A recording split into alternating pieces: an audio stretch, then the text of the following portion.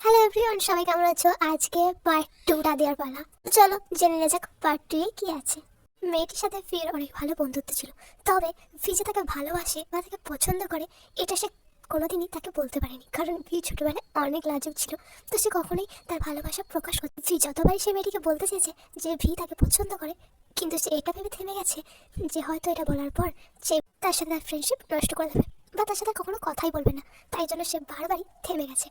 V এটাও বলেছে যে সে সবসময় মেয়েটিকে হাসানোর চেষ্টা করতো, সে চাইতো মেয়েটি সবসময় হাসুক আর সে যাতে সেটা দেখতে পারে। তাই জন্য ভি অনেক বেশি পাগলামি করতো মেয়েটিকে হাসানোর জন্য।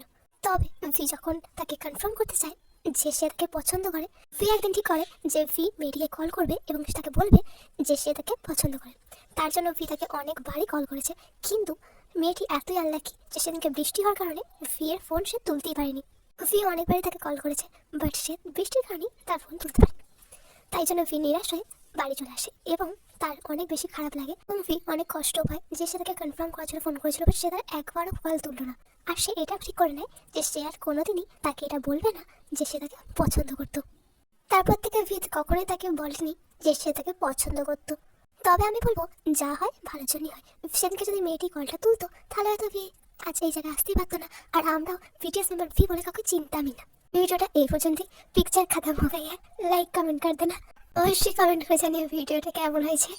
এতক্ষণ ভিডিওটা দেখার জন্য আমার তরফ থেকে তোমাদের সবাইকে চুম্মা। Thank you, bye bye, tata.